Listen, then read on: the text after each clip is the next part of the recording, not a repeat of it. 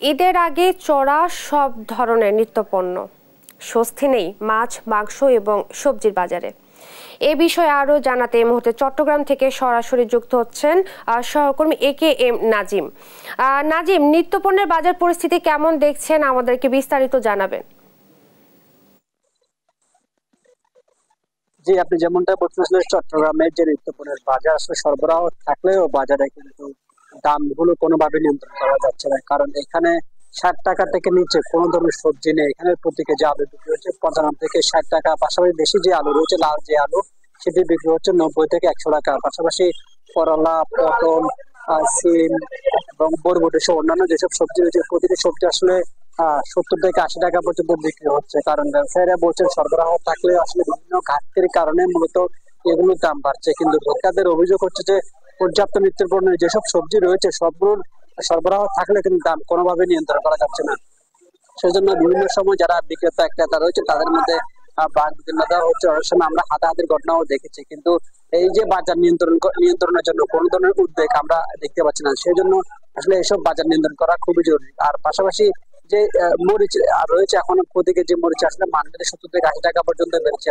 অন্যান্য যেসব মাছ, মাংস রয়েছে, এখানে 450 থেকে 450 টাকা বা 480 টাকার নিচে কোনো ধরনের মাছ নেই। কারণ প্রতি কেজি রুই বিক্রি হচ্ছে 420 থেকে 450 টাকা, পাঙ্গাস মাছ বিক্রি হচ্ছে 250 থেকে 280 টাকা পর্যন্ত, এবং চিংড়ি মাছ বিক্রি হচ্ছে 1200 টাকা থেকে 1500 টাকা পর্যন্ত, এবং তেলাপিয়া মাছ যেটি রয়েছে সেটি বিক্রি হচ্ছে আপনার 220 থেকে 250 টাকা পর্যন্ত।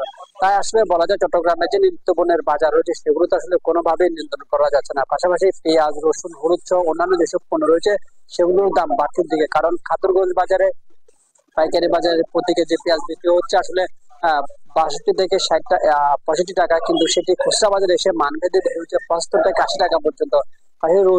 রসুন, হলুদ, আদা অন্যান্য যেসব পণ্য রয়েছে সেগুলোর দাম বাড়তে দিকে। আর একটি বিষয় হচ্ছে যে সামনে যে পবিত্র কোরবান, সে কোরবানকে কেন্দ্র করে মশলা জাতীয় যত ধরনের পণ্য রয়েছে, মশলা জাতীয় সবগুলো পণ্যের দাম আসলে প্রতি কেজি 200 থেকে 220 টাকা পর্যন্ত বেড়েছে বলে আমরা খবর পেয়েছি। কারণ খাতুনগঞ্জ বাজারে বা পাইকারি বাজার যদি এগুলোর দাম যদি 100 থেকে 150 টাকা পর্যন্ত বা 200 টাকা পর্যন্ত বেড়ে যায়, তাহলে খুচরা বাজারে সেটি এসে কয়েক গুণ বৃদ্ধি পাচ্ছে। তাই সাধারণ যারা ভোক্তা রয়েছেন তারা বলছেন যে আসলে বাজার নিয়ন্ত্রণে এখন থেকে কঠোর মনিটরিং প্রয়োজন। যদি কঠোর মনিটরিং না হয় তাহলে এইসব নিত্যপণ্যের দাম ধীরে ধীরে আরো বাড়তে থাকবে। ফলে সাধারণ মানুষের যে ভোগান্তি, যে নাবিশ্বাস সেটি তৈরি হচ্ছে, সেটি আরো বাড়বে বলে বলছেন ভোক্তারা। এই ছিল বাজার নিয়ে থাকা আমার কাছে থাকা সর্বশেষ। নাজিম, আপনাকে ধন্যবাদ। দর্শক, এবার মাছ মাংসের বাজার পরিস্থিতি জানবো মানিকগঞ্জ থেকে। সেখানে আছেন সহকর্মী আব্দুল আলিম, সরাসরি যুক্ত হচ্ছেন তিনি।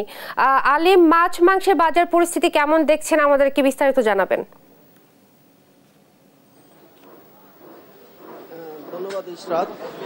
কিছুতেই নিয়ন্ত্রণে আসছে না মাছ মাংসের বাজারে, যে কারণে বিপাকে পড়েছে নিম্ন আয়ের এবং মধ্য আয়ের মানুষ। এছাড়া যারা খেটে খাওয়া মানুষ আছে তারা কিন্তু এই মাছ মাংসের বাজারে তারা আসতেই পারছে না বলে অনেকে জানিয়েছেন।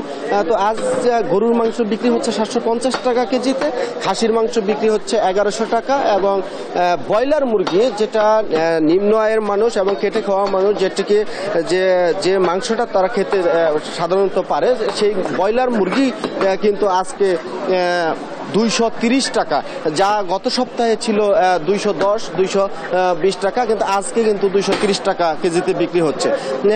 রীতিমতো এই নিম্ন আয়ের মানুষ, নিম্ন এবং মধ্য আয়ের মানুষ কিন্তু রীতিমতো তারা হিমশিম খেতে হচ্ছে এই বাজারে এসে। এবং অনেকেই বলছেন যে যাদের বেতন যা আছে এবং রোজগার যা আছে তাই আছে, কিন্তু তাদের কিন্তু আসলে ইনকাম বাড়েনি, যে কারণে তারা এই বাজারে এসে কিন্তু আগে 500 টাকা নিয়ে আসলে ব্যাগ ভর্তি বাজার মাছ মাংস সহ বাজার করা যেত, সেখানে 2000, 3000 টাকা নিয়েও এক ব্যাগ বাজার কিন্তু করতে পারছে না এই সাধারণ মানুষ।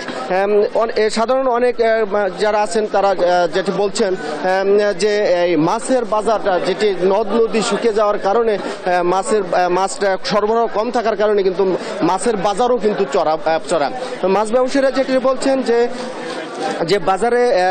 যে বাজারে যে সরবরাহ সেই মাছের সরবরাহ কম থাকার কারণে এই দাম বৃদ্ধি পেয়েছে।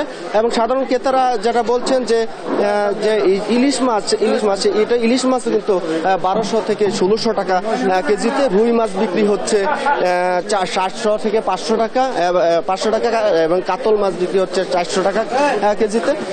তো আসলে অনেকটা দাম এই বৃদ্ধি পাওয়ার কারণে কিন্তু অনেকটা দীর্ঘশ্বাস ফেলতে হচ্ছে নিম্ন এবং মধ্য আয়ের মানুষের এবং খেটে খাওয়া মানুষের এবং তার অনেকে যেটি বলছেন যে বাজার মনিটরিংটা যদি নিয়মিত হয় তাহলে অনেকটা বাজার নিয়ন্ত্রণে আসতে পারে বলে তারা দাবি করেছেন। এবং তারা বলছেন যে যেভাবে হোক যেন বাজার মনিটরিংটা যেন প্রশাসনের পক্ষ থেকে বাড়ানো হয়।